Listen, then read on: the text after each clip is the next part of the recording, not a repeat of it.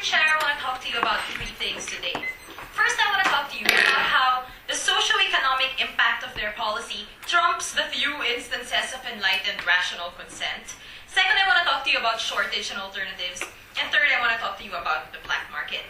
So let's talk about the socio-economic impact of their policy, which is really the biggest issue and something they can't run away from. We agree there might be some people out there who won't be operating under these constraints, like a very limited few of them, but majority of the people who will fall under this policy are poor people. Now this is what they first say. They say, you know what, we allow people to do it now for their family members. Why shouldn't we allow it across the board? And we've consistently told you, it's not exploitative when you're doing it for a family member. This is what Logan says in the Prime Minister's speech. Why can't they do it indirectly? If you can give your kidney to your mother, why can't you sell your kidney so you can pay for a heart transplant? Because that's a risk that's unique to poor people. The rich person would have just paid for the heart transplant. But when you're forcing poor people to undertake these particular risks, then that's a different issue entirely for us. Why? They said, you know, it's informed consent because no one is forcing you. You are aware of the risks. The doctors will let you know. And, you know, somehow you're going to have post-organ sale medication and consultation. We argue that it's not informed consent if you have practically no choice when this avenue is opened up to you. I want to draw a parallel with surrogacy, which is what Toshi already talked about. Because of the long-term medical or psychological effects, it's not allowed. Why? Chris talked to you about how the calculus of these people is distorted because you over-prioritize the short-term gains vis-a-vis the long-term costs. Tim was very clear. They're specifically targeting younger people because they want fresh organs.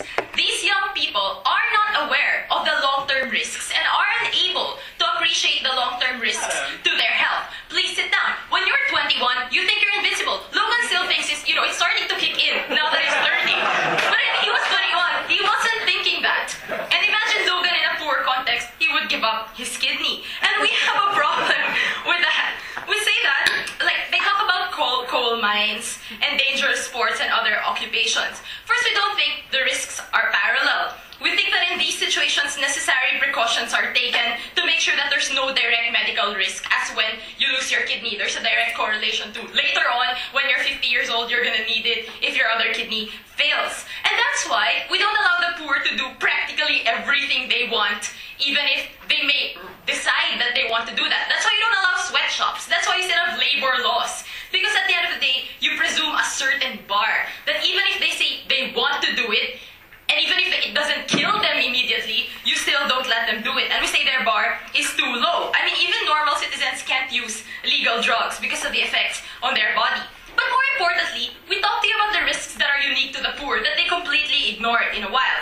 The first risk is that these people's lifestyles warrant for these particular organs, or make it even more dangerous for them to give up these particular organs. Because these people have poor nutrition, generally have more stressful lifestyles, are more at risk for diseases and organ failure later on, do not have access to the same healthcare to prevent those complications later on. So these are the people who are going to need those organs later on, but can't appreciate the risks in the short term because they need the immediate money.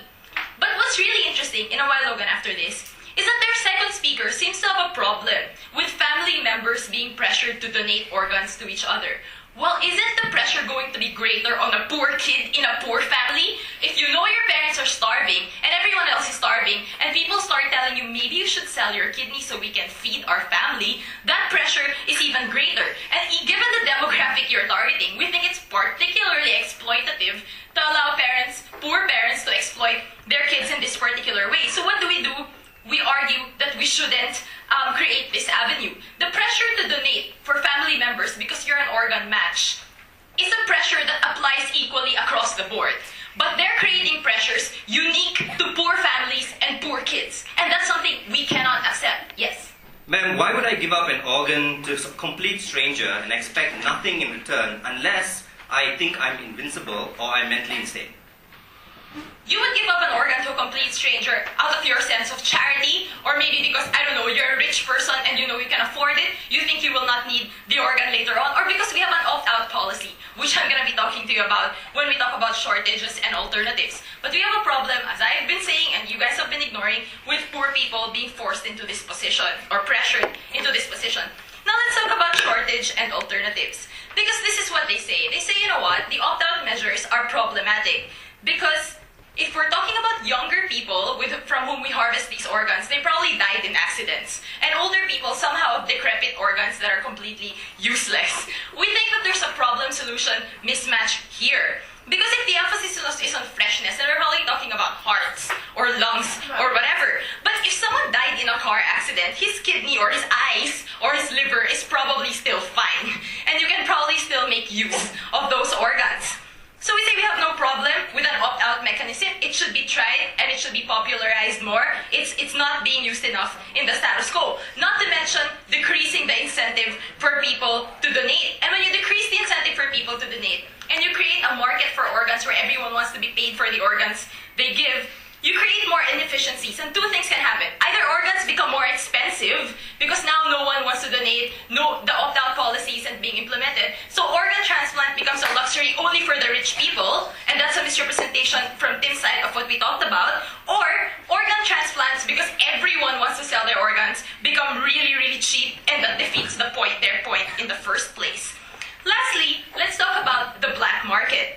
We say that the black market is a really cheap argument. I mean, there's a black market for illegal drugs. That doesn't mean we legalize it. But we say there are enough natural disincentives, especially in this day and age, to buy organs from the black market. There are very strong medical malpractice laws. If a doctor is found out, he could lose his license if he authorized a transplant with a black market organ.